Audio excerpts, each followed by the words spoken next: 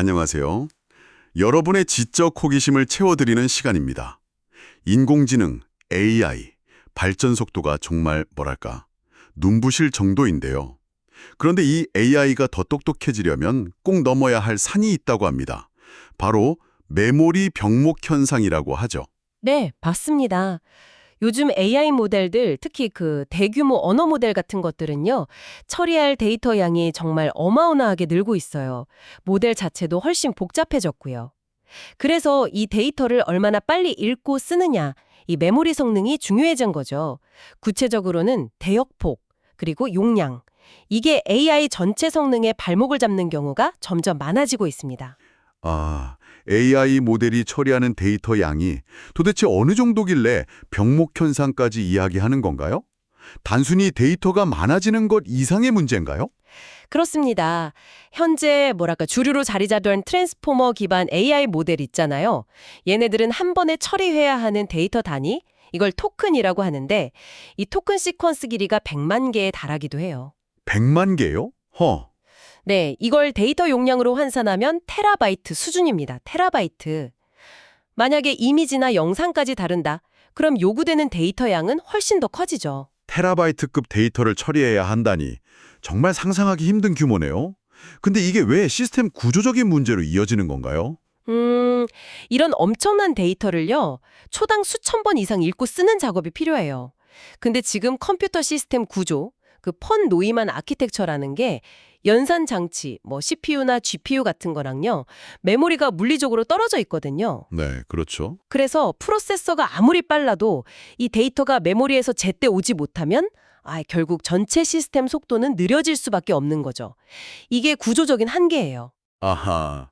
그러니까 처리 속도는 막 빠른데 데이터가 오가는 길, 그 통로가 좁아서 제 속도를 못 내는 거군요.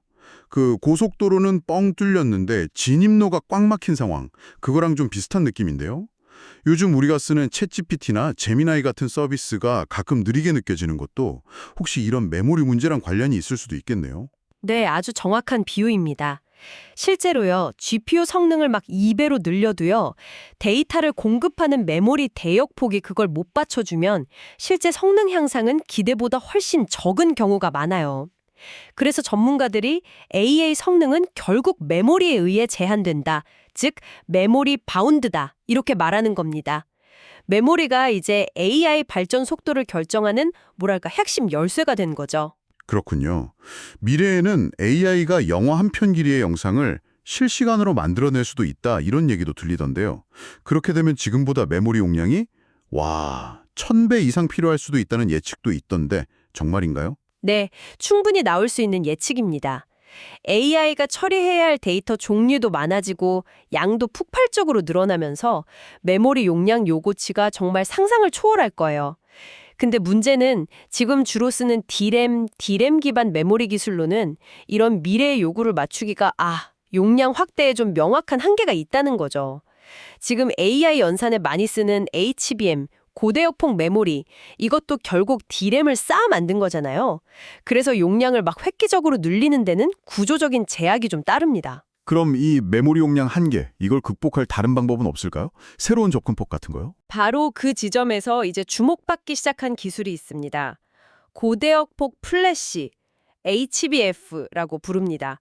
이름에서도 알 수 있듯이 이건 D램 대신에 낸드 플래시 메모리를 활용하는 좀 새로운 개념의 기술이에요. HBF.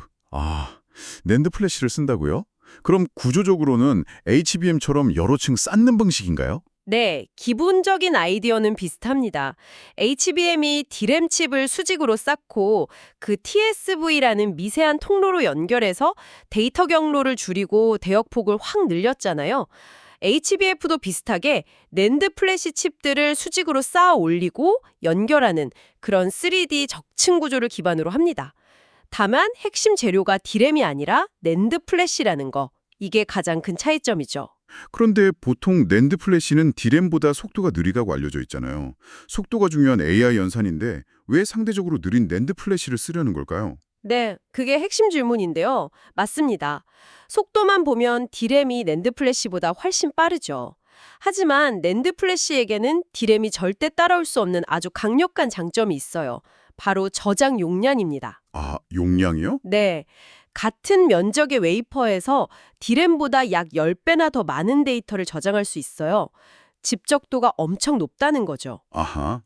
그러니까 속도에서는 조금 손해를 보더라도 미래 AI의 그 거대한 모델 크기나 방대한 데이터를 감당하려면 낸드 플래시의 압도적인 용량이 더 중요할 수 있다. 이렇게 보는 거군요. 정확합니다. 일종의 트레이드오프인데 미래 AI 환경을 생각하면 용량의 중요성이 더 커질 거라는 전망에 기반한 거죠. 그래서 현재 구상되는 HBF의 역할은 이런 식입니다. 속도 빠른 HBM은 당장 연산에 필요한 데이터를 임시 저장하고 빨리 처리하는 캐시 메모리처럼 쓰고요. 그리고 대용량의 장점인 HBF는 아주 큰 AI 모델 전체나 대규모 데이터 셋 자체를 저장해두는 메인 저장소 역할을 하는 거죠. 마치 컴퓨터에서 빠른 램이랑 대용량 SSD가 각자 역할하는 거랑 좀 비슷하네요. HBM의 용량 한계를 HBF로 보완하면서 프로세서가 그 거대 모델에 더 직접 접근하게 돕는 구조군요. 네. 그런 구조를 통해서 현재 HBM만으로는 좀 부족한 대용량 데이터 처리 요구를 해결하려는 시도입니다. HBM과 HBF가 서로 장점을 살려서 시너지를 내는 그런 이종 메모리 구조를 만들려는 게 목표라고 할 수 있겠네요. 와, 정말 흥미로운 접근인데요. 이 HBF 기술 개발은 지금 어디서 주도하고 있나요? 미국의 대표적인 낸드 플래시 기업이죠. 샌디스크. 샌디스크. 여기가 이 HBF 기술 개발을 아주 적극적으로 밀고 있습니다. 샌디스크가 자체적으로 가진 그 3D 낸드 적층 기술이랑 웨이퍼 본딩 기술 이런 걸 활용해서 개발 중이고요. 이미 관련 기술로 뭐 혁신상도 받고 그랬어요. 기술력을 인정받고 있는 거죠. 그리고 이 분야에서 최근에 아주 중요한 움직임이 있었습니다. 샌디스크가 한국의 SK 하이닉스랑 HBF 기술 규격 표준화를 위해 협력하기로 MOE를 해줬다는 소식이에요. 와, 샌디스크랑 SK 하이닉스요? 네. 이게 HBF 기술 상용화나 시장 확산에 있어서는 굉장히 의미 있는 행보라고 볼 수 있습니다. 낸드 강자인 샌디스크랑 또 디램이랑 HBM에서 세계 최고 수준인 SK 하이닉스가 손을 잡았다. 이건 정말 주목해야겠네요. 단순히 한 회사가 기술 개발하는 걸 넘어서 이걸 아예 업계 표준으로 만들고 생태계를 같이 만들려는 의지가 보이는데요. 그럼 이들이 목표로 하는 HBF 성능은 어느 정도 수준인가요? 지금 양사가 협력해서 만들려는 HBF의 목표 사양은요. 일단 데이터 처리 속도, 즉 대역폭은 기존 HBM이랑 비슷한 수준으로 맞추고요. 그러면서 저장 용량은 HBM보다 8배에서 많게는 16배까지 늘리는 겁니다. 8배에서 16배요? 용량을 그렇게 늘리는데? 네. 근데 그러면서도 생산 비용은 HBM이랑 비슷한 수준으로 맞추려고 해요. 이게 또 중요하죠. 샌디스크가 개혁하는 첫 세대 HBF 제품은 낸드 플래시를 16개층 쌓아서 스택 하나당 최대 512GB 용량을 제공할 것으로 예상하고 있습니다. 512기가. 지금 HBM 용량이 수십 기가 수준인데 와, 정말 엄청난 증가네요. 그렇죠. 엄청난 용량 증가죠. HBM 수준 대역폭에 용량은 8배 이상 늘리고 비용은 비슷하게. 이게 만약 계획대로 된다면 AI 시스템 설계에 정말 큰 변화를 가져올 수 있겠는데요. 그럼 이 HBF 기술, 우리가 실제 제품으로 만나볼 시점은 대략 언제쯤으로 예상하나요? 샌디스크 쪽 발표를 보면요. 기술 개발이랑 양산 준비를 거쳐서 2026 하반기, 이때 첫 HBF 메모리 샘플을 주요 고객사들에게 공급하는 걸 목표로 하고 있습니다. 2026년 하반기요? 네. 그리고 이 HBF 메모리를 탑재한 첫 상용 AI 추론 시스템이나 장치는 아마 2027년 초 정도, 이때쯤 시장에 나올 수 있을 걸로 보고 있어요. 물론 뭐 실제 개별이나 양산 과정에는 변수가 있을 수 있겠지만 그래도 꽤 구체적인 로드맵을 내놨다는 점에서 의미가 있습니다. 국내외 전문가들 사이에서도 HBF 잠재력에 대한 기대가 꽤 높아요. 예를 들어 KIST의 김정호 교수님 같은 분은 앞으로 한 10년 안에 HBF가 차세대 메모리 시장의 승자를 가르는 아주 중요한 기술이 될 수 있다. 이렇게 예측하기도 했고요. 특히 디램이랑 낸드 플래시 기술을 다 가지고 생산하는 삼성전자나 SK 하이닉스 같은 우리 기업들한테는 HBM에 이어서 HBF가 또 다른 큰 기회가 될 수 있다는 분석도 나옵니다. 2026년 하반기 샘플 공급에 2027년 초 상용화 예산이라 생각보다 미래가 멀지 않았다는 느낌이 드네요. 그런데 HBF가 주로 용량하고 대역폭 문제 해결에 초점을 낮춘 것 같은데 이렇게 칩을 막 아파트처럼 높이 쌓는 고성능 메모리에서는 다른 기술적인 어려움이나 과제는 없을까요? 물론 중요한 과제들이 있습니다. HBF처럼 수십 개 이상 칩을 막 수직으로 높게 쌓는 3D 구조에서는요, 크게 두 가지 기술적 난제를 풀어야 해요. 첫 번째는 각층 칩들에 안정적으로 전력을 공급하는 거. 두 번째는 칩들이 빽빽하게 쌓여서 작동할 때 나오는 그 엄청난 열.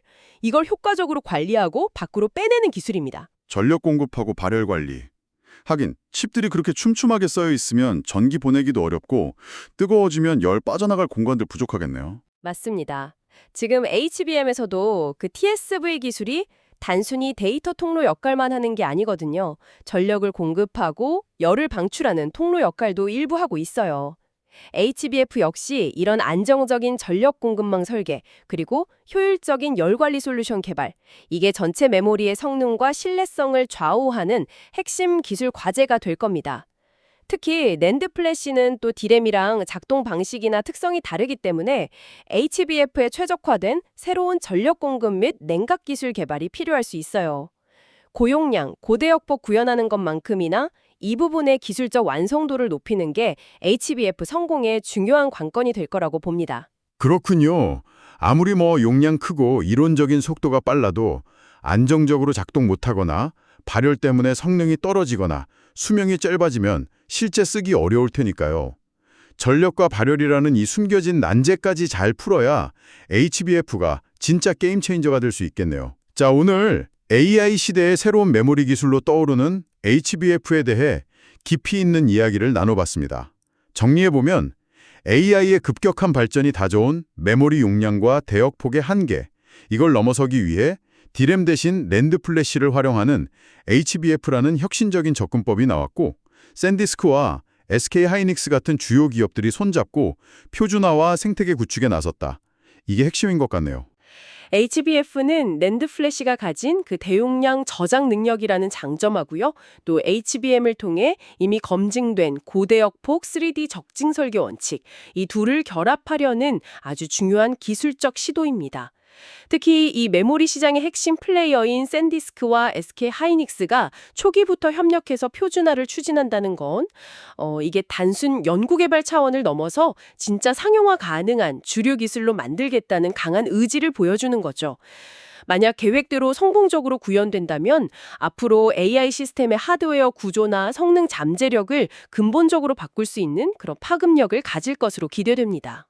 현재로서는 HBM이 AI 반도체의 핵심 부품으로 주목받고 있지만 AI 모델이 더 복잡해지고 다루는 데이터가 훨씬 많아질 미래를 생각하면 HBM과 서로 보완하는 역할을 할 HBF가 또 다른 핵심 메모리 솔루션으로 떠오를 가능성도 충분히 엿보이는군요.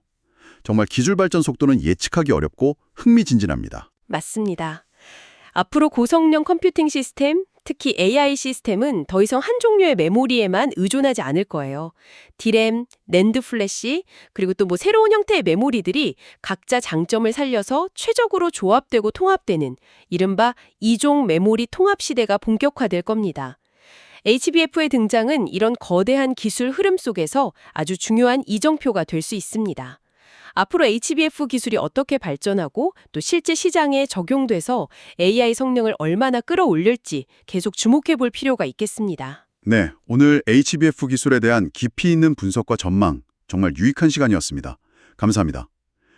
AI 시대를 뒷받침하는 메모리 기술의 끊임없는 진화, 앞으로도 저희가 계속 주시하면서 새로운 소식 전해드리겠습니다. 저희는 다음 시간에 더욱 흥미로운 주제로 여러분을 다시 찾아뵙겠습니다.